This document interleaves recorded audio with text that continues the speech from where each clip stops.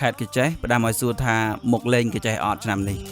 សារវ៉ាន់ក្រចេះបងបោយសារវ៉ាន់កុំប្រកាន់សារវ៉ាន់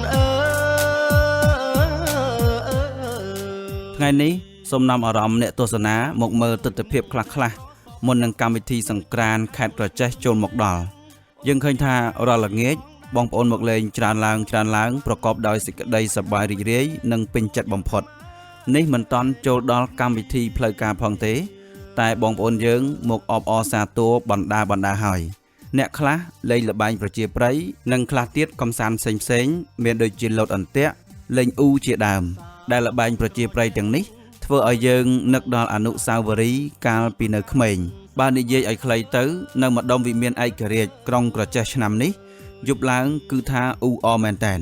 អ្នកខ្លះមិនបានលេងល្បែងប្រជាប្រិយទេ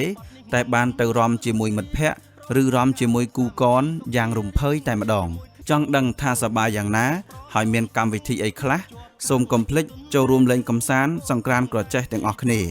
សម្រាប់ព័ត៌មានបន្ថែមសូមតាមដានเพจរបស់រដ្ឋបាលខេត្តក្រចេះនិងเพจរបស់ឯកឧត្តមវ៉ាថនអភិបាលនៃគណៈអភិបាលខេត្តក្រចេះផ្ទាល់តែម្ដង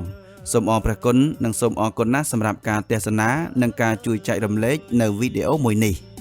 សូមអញ្ជើញអ្នកព្រែកប្រសពស្រុកនៅជាប់ខាងលិចទុនលេណាំងអូគ្រៀងសែនជ័យផងដែរចូលមករំសារវ៉ាន់នឹងគេគ្មានបញ្ហាអ្វី